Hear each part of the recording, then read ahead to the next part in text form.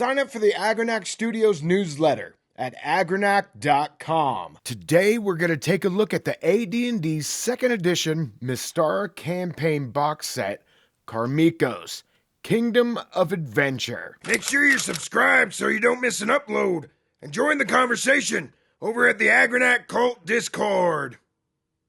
The Karameikos Kingdom of Adventure box set came out in 1994 for the AD&D 2nd edition line of products. Now this is a Mystara Campaign product, and for those that are into the BECMI line of products, you have been playing in that world in many of the great modules and adventures of that basic D&D line. Such titles as The Palace of the Silver Princess, The Lost City, The Veiled Society, In Search of Adventure, Knight's Dark Terror, King's Festival, Queen's Harvest, and more all take place in Karameikos. It's even implied somewhere, I can't remember offhand, but that Keep on the Borderlands should be placed at Castellan Keep within Karameikos. This boxed set was my introduction to the known world, and I was very much enamored by it when my future brother-in-law got this box set. At the time, I even borrowed the main book and Xeroxed a copy for myself because I was so poor at the time, and that was the only way for me to get the campaign setting. The beautiful artwork here is from Paul Jacques. Let's take a look inside. There's a CD here to accompany the adventures. The adventure book, which has 2 adventures, both of which were written by Thomas M. Reed, with that classic Gazetteer 1 art from Clyde Caldwell. Awesome. The Explorer's Guide was written and compiled by Jeff Grubb and Aaron Alston, and edited also by Thomas M. Reed. There are 2 awesome full-color maps. I love the old icon style rendering, helping the viewer understand what sort of terrain might be in each 8-mile hex. One map is more zoomed out to show neighboring nations, like the Republic of Darrakan and the 5 Shires, as well as depictions of Miros, the capital of Karameikos, and also Threshold, where the 2 adventures in the box set take place. There's 8 character cards, 12 handouts, and a customer response card. There was probably some advertisements as well in this box set, but I don't have them here. I love the trade dress inside of these books. It has that wonderful medieval Renaissance sort of vibe. It just hits hard for me. It really gets me into the headspace of this setting. Besides the Explorer's Guide and Adventure book, inside of the box, as I already mentioned, is the audio CD. It is professionally produced, but not well executed.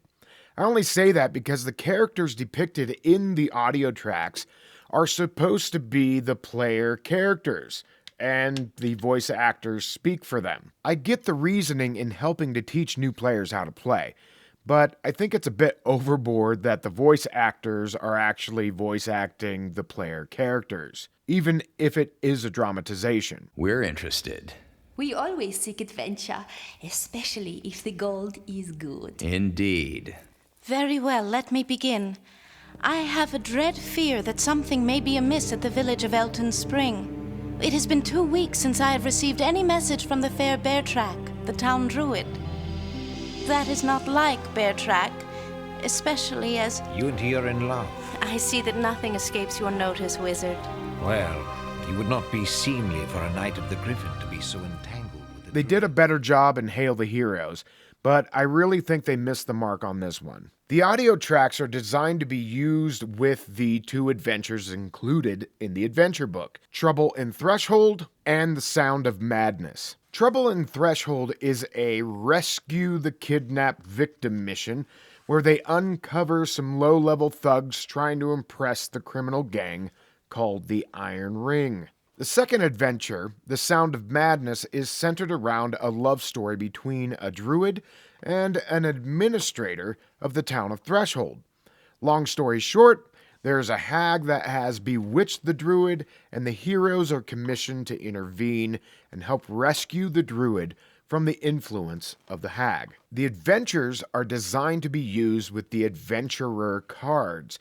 There are 8 to choose from, and they include Calroth, the almost dangerous wizard, Maxalia Tragostas, a cleric, Melissa Moonstar, a wizard, Chad Alonius, a thief, Jocasta Demandria, fighter, Demandria, Dargar Thunderhammer, a dwarven fighter, Parthanar, a cleric, and Emily Rogueshot, another thief. Also, there are 12 handouts included for the adventures. A map of the Juggling Ogre, a tavern, the alley, the cellar, a diorama, map of how to get to Elton Spring, the village of Elton Spring, map to the Druid's Cottage, another diorama, Hag's Glen, a wanted poster for Bargle the Infamous. If you played through the solo adventure of the Red Box Mensa Edition, you ran into Bargle. There's a reward of 500,000 gold royals for his capture. There's a notice of a settlement opportunity in the Barony of Halag, and then an advertisement for the Gnome Caravan. Let's thumb through the Explorer's Guide. This is the meat of the presented Karameikos campaign.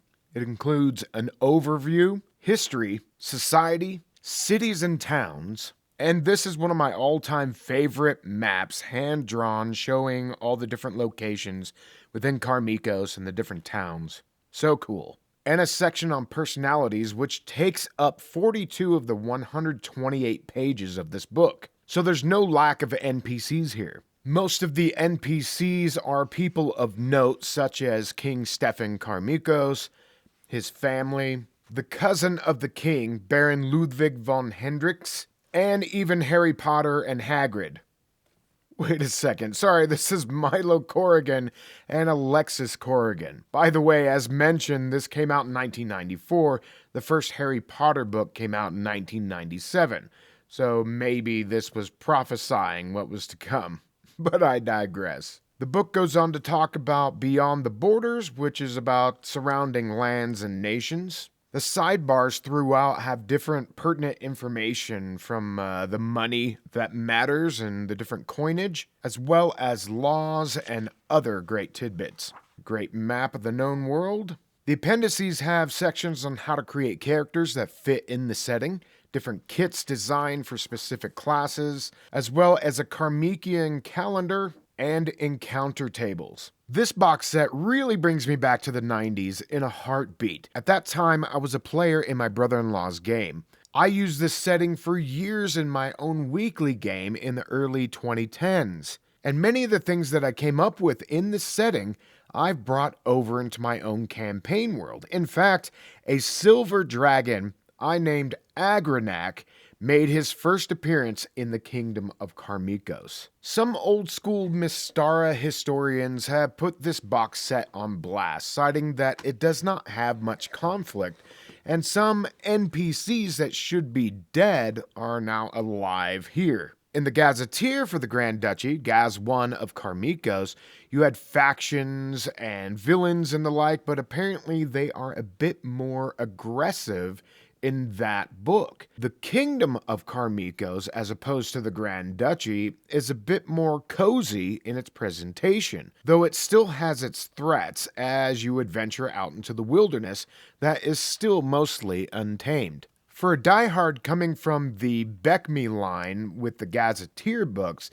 this box set may be a bit lackluster, other than the awesome maps and what I see as beautiful layout and design. I was never exposed to Gazetteer 1, and my first introduction to Karameikos was this box set, so I didn't know any better and have played hundreds of sessions using the material within. Though there are not many nation-shaking threats in the Kingdom of Adventure box set, and many of the old moving parts and conflicts are at least put in check, there is a lot of drama that can be pushed forward from the DM. They just need to come up with whatever they want depending on the flavor for their own game.